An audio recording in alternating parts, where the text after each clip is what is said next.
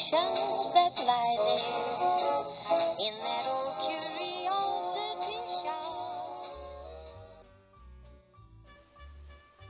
Well, good morning, good afternoon, or good evening, everyone. I'm Scott from the Old Curiosity Shop. It's the day after Thanksgiving.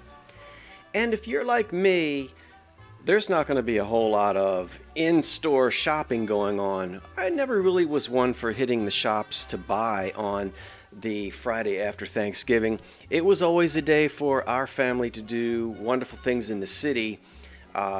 Christmas displays and all of that stuff get revved up, but not this year. So instead, I'm sitting here sipping a cup of hot something. What is that? Some kind of mix that I got. And I stuck a candy cane down in there.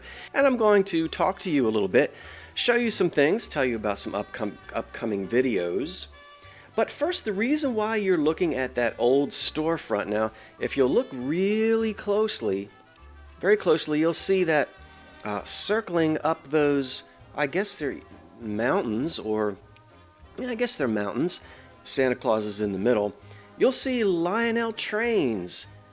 Well, they may not be Lionel, they may be Marx or some other company. It's a little too small for me to see. But I'm working on a compilation of Trains Under the Tree. And it'll be a bunch of old photographs, mostly from the 1930s, 40s, and 50s, of kids playing with trains under the Christmas tree. That was a big part of my youth, my father's and grandfather's, and probably you have memories of that as well. I hope you'll look forward to that later on in the month of December, and I'm going to bring back some of the old reruns from a couple of years ago, spruce them up a little bit, maybe add some new music and a few more photographs. So I'm working on things other than just thrift hauls, and I hope that you'll enjoy all of the content that I post. And if those aren't quite your thing, that's okay. There'll still be thrift hauls and some shop-alongs as well. Now, today's thrift haul is going to be different. I'm not on the kitchen counter because my kitchen counter is covered with cookie stuff. Yeah, I washed all the dishes, but everything is still out because I'm going to be making a few more batches of those hermit cookies you might have seen me make yesterday. And I hope you'll give that recipe a try, by the way, and let me know if you like them or not. So what I'm going to show you now is a collection of EAPG, Early American Pressed Glass or Pattern Glass. Most of it that I'm going to show you are fairly common pieces, and they would all date from around 1900 into the early 20s. EAPG was hot from after the Civil War up into the early 20s when the colored glass began to take over. So there's a lot of it out there. At least 50 years this glass was enormously popular. I've got some beautiful pieces to show you, and they are all available in the Old Curiosity Shop eBay store. Right now the link to the store is in the description box below. If you see anything that you might be interested in, you will get dimensions, full descriptions. Nothing, of course, is chipped or cracked. It's all nice and clean, and it will be packed as safely as I can to get it to you all in one piece. All right, let's dive right in and take a look at some of this beautiful early American pressed glass. Thanks for watching. And the first item is this beautiful candy dish on a very elegant stem. It has a wide proportion on the top, so there's plenty of space for your favorite Christmas candy. And I also like the height. Beautiful cut piece. Now you notice the IG, that's Imperial glass. This piece is the only one that's not old. Imperial glass used their old molds and produced additional glass in the 1960s. Now here we're going to get into the old stuff. Another beautiful candy dish on a stem. And you call it a compote. They used to call them comports. But this one is just very elegant, beautifully etched.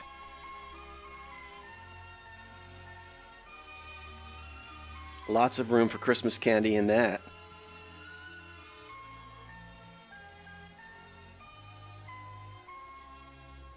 The next piece for sale is really a vase, I would say. And it has a sawtooth cut around the perimeter of the top. Nice pattern on the bottom, and I like those thumbprints around that bulbous sort of base that you see right at the bottom of the foot. It works well with candy, as you can see. I've put my peppermints in there. And now some cake plates. Doesn't this look like frost on the window pane? Frosted window panes, there you go. This cake plate has a lip on it, which is nice to keep the crumbs in it. It's the only one that I've got with this little 1/4-inch lip that runs around the outside of the plate, the perimeter of the plate. And it sure does look like a snowflake to me. Now here's that gravy bowl I showed you a while back. I don't ever find pressed glass EAPG gravy boats, but there it is. Use it for gravy or your favorite Christmas candy. It's a big one, and it's beautifully cut, nice and heavy.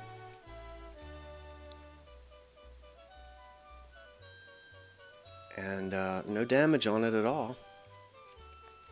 Now this is a wonderful fruit bowl, and it is large. You'll notice I had to take the Christmas trees off the table there to photograph it.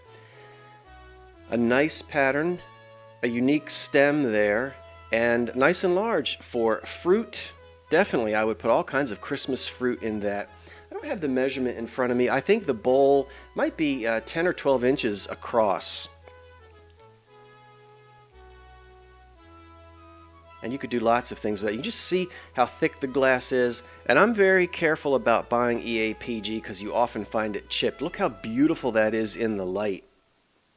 So much you can do with this glass all year round, but it's particularly beautiful during, I think, during the Christmas season because of how it picks up the beautiful. Now here is this is another thing on a stem. All right, this would be a raised cake plate. Beautiful as well. Cookies, cupcakes, you name it. I'd even put slices of ham on that. Why not? Can you imagine coming out of the kitchen with ham on a plate like that? Pardon me. I got excited with the ham. Now here's another one that has a little bit of a turned up nose, turned up rim to it. Not turned up nose. And that's going to keep some of the crumbs on there for whatever it is you decide to serve. Cakes and fruits and nuts and candies and whatnot. Beautifully cut as well. I don't know all of the patterns. Of course, there are hundreds of them. And there are so many makers of EAPG, it's hard to say as well. All of these pieces you're looking at now are the older pieces. The only one that was from the 1950s or 60s was that first piece by Imperial. Here is a small pitcher. I don't often find pitchers. I like this one because it is small. This is heavy glass, and when you get a heavy pitcher and you fill it with liquid, they can weigh quite a bit. But this is a small one. And there are a few inclusions in the applied handle which may appear to be cracks to your eye, but they're not cracks. They're just those little inclusions that you'll often find in glass. And you can kind of see them there if you look at the handle. You'll see those fine lines. Don't worry, they're not cracks. Look at the snowflake. You know, I purposely chose pieces that were Christmassy. And again, this one really has a nice design. It's large, great for cookies.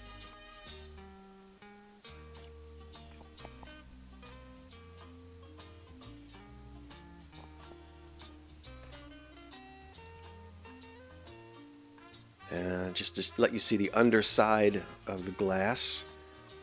And yet another one, which also reminds me of a snowflake.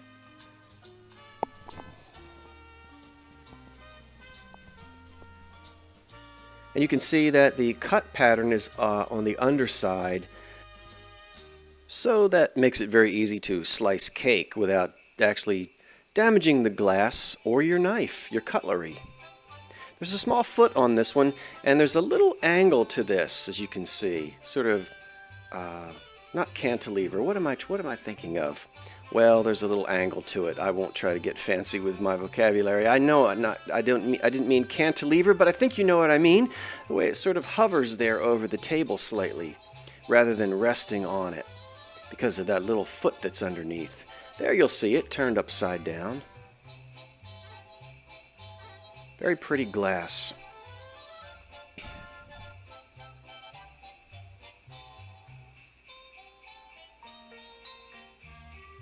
I think this is the same one we've been looking at. Okay. Lovely. Well, here I am in the studio. You don't often get to see my sort of, oh, I don't know, piecemealed area here. I have my little coffee table, and I throw the silk, well, not, what is this, satin? Yeah, I have a piece of red and a piece of green draped over the fireplace. Here are the spotlights on either side attached to the fireplace implements. And then here's the glass. And of course, right on the job, say hello, supervisor. You see, I can't do anything without this old cat right on top of me. But here he is in quality control. So this is how it works. I just have those two little spotlights, but I've got these great big windows that are wide open. Lots of natural sunlight comes in, and it helps a lot. So this is how it's done, if you were wondering. And then for the Christmas pieces, I just put a couple of vintage bottle brush trees behind them. I'll let you see that for a second.